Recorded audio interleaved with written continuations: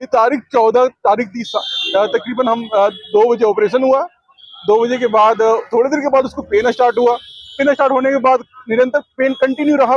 Pen इतना severe pain था, वो दर्द एक ऐसा दर्द था, वो मेरी वाइफ मेरे हाथ पकड़ के बोलते रही कि बाबू मुझे बचा लो, मैं मर जाऊंगी। मैंने उसको बोला भी जाके कि ऐसे से बोले, वो बोलते रहे कि ये शीशे का पेन है। और कि हम बैठ के बहन का रिचुअल करें, कि हम बैठ के कोर्ट घूमें। बहुत परेशान है सर, बहुत परेशान। आप सबसे निवेदन है, प्लीज हमारी मदद करें। और ये जो ज्योतिपुंज अस्पताल है, ये अस्पताल नहीं है सर, ये मौत का कारखाना है। उन्होंने मार दिया। मतलब मैं बीइंग ए प्रोफेशन, मैं डॉक्टर होते हुए, एमडी होते हुए भी कुछ नहीं कर पाया। मैं विनती करते रहा उनके सामने कि प्लीज वो जो शिप्रा सिंह है, डॉक्टर शिप्रा, प्लीज मैम को बुलाइए, डॉक्टर शिप्रा सिंह को बुलाइए, नाम प्लीज याद रखिएगा। वो डॉक्टर नहीं, वो मर्डरर है। उसको उनको बुलाइए, लेकिन वो 1 मिनट के लिए भी नहीं आई। अगर वो 1 मिनट के लिए भी आ जाती तो आज हमारी बहन और वो 2 मासूम बच्चों के ऊपर से के सर पर से माँ का साया नहीं।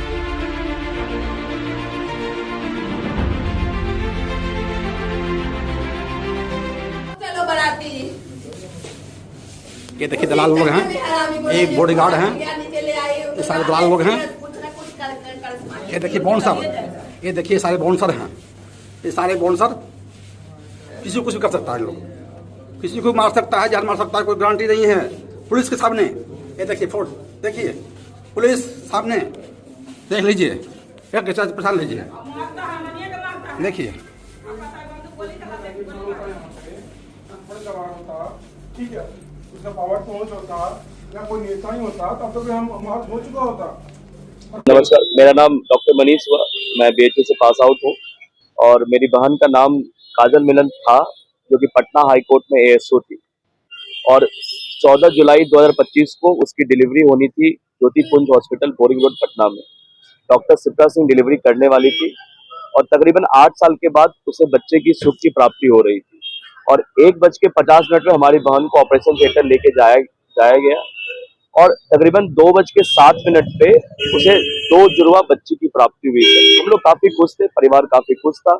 हम लोग मिठाइयाँ बांट रहे थे, गले मिल रहे थे कि तकरीबन 8 साल के बाद हमारी बच्ची की गोद भरी है।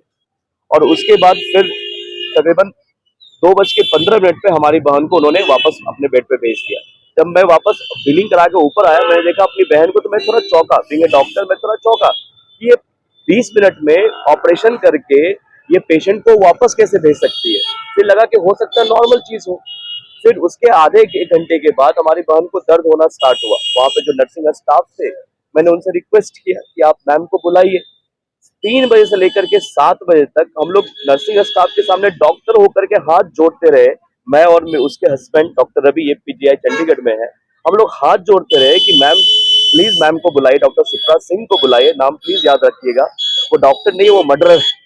उसको उनको बुलाइए, लेकिन वो 1 मिनट के लिए भी नहीं आई। अगर वो 1 मिनट के लिए भी आ जाती तो आज हमारी बहन और वो 2 मासूम बच्चों के ऊपर से के सर पर से माँ का साया नहीं जाता। 1 मिनट के लिए वो नहीं आई एंड फाइनली 7:15 होते होते मेरी बहन इस दुनिया से चली गई। और उसके जाने के बाद भी जब हम उससे मिलने के लिए गए ना, तो मिलने के लिए भी तो हम लोग तब भी नहीं मिल पाए। अपने अपने चैम्बर के बाहर 40 से 50 बंदूकधारी बाउंसर्स को बुला लिया था, जिन्होंने हमारे परिवार के साथ मारपीट किया और रात के 2:30-3 बजे के आसपास हमारी बहन की बॉडी को बाहर निकाल दिया। और जब हम लोग पोस्टमार्टम करा करके एफआईआर दर्ज करवाने गए, तो एफआईआर दर्ज कर वो एसके पुरी थाना एफआईआर दर्ज करने से मना कर दिया, नहीं कर रहा था। तो फिर जब चूंकि हमारी बहन हाईकोर्ट में थी, हाईकोर्ट के कुछ प्रेशर से तब जाके उसने फाइनली एफआईआर दर्ज हुआ।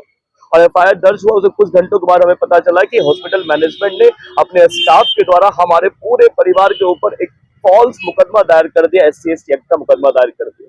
अब हम अपनी बहन का मौत मनाए, उन 2 बच्चियों को संभाले और कि हम बैठ के बहन का रिचुअल करें, कि हम बैठ के कोर्ट घूमे। बहुत परेशान है सर, बहुत परेशान।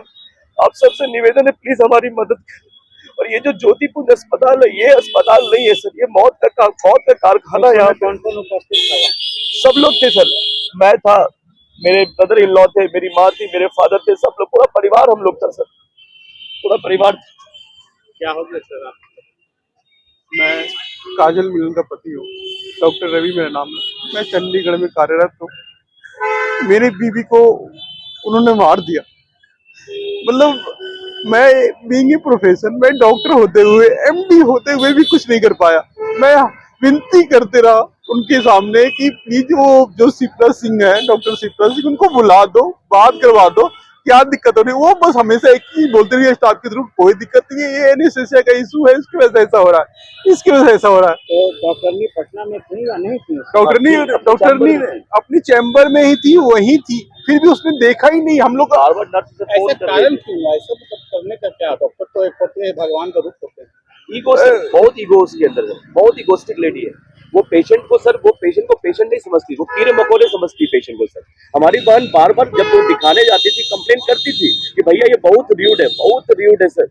एकदम वो बिल्कुल 5 मिनट से ज्यादा पेशेंट को देनी, पेशेंट के सामने अगर पेशेंट की हिम्मत नहीं उसके सामने कुछ पेशेंट बोल सके, अगर कोई पेशेंट बोलता तो उसे उठा के बाहर फेंक देती थी, तो निकलो यहाँ से। जब मैं इतना घमंड उसके पास है सर। जब मैं एक बार आया था, पहली बार जब कुछ दिन पहले आया था, तो जब ऑपरेशन से पहले मिल लूं मैम से, मैं मिलने गया, इंट्रोडक्शन दिया, स्टाफ को बोला कि मैं डॉक्टर हूँ, एक बार मैम से बात करनी है 2 मिनट के लिए बस, मतलब क्या चल रहा है, कैसे ट्रीटमेंट कराना है।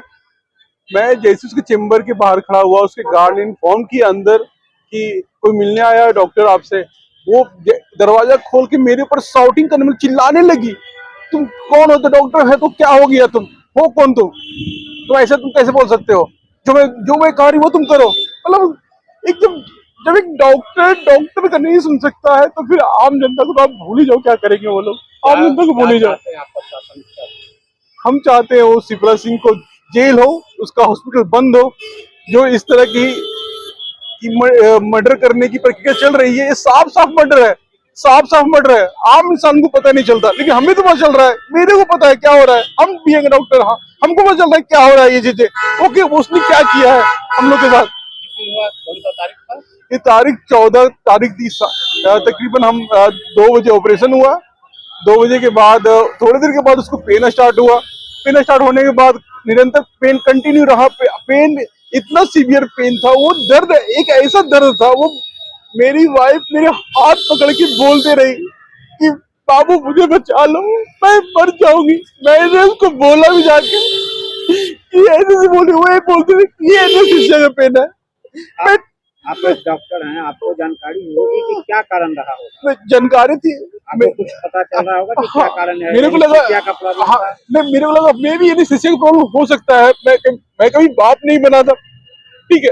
अब जब आप इलाज कराने जाते हो तो आप भी एक पेशेंट ही होते हो, कहीं भी चले जाओ आप सोचते ही नहीं हो। बस मेरे मन में यही चल रहा था कि मैं 2 मिनट प्यार से बोल लूं उनको, ठीक है, उनसे मैम को बोल लूं, चलो कोई बात नहीं, जो हुआ सो हुआ, वो अच्छे से इलाज कर दे बस मेरा।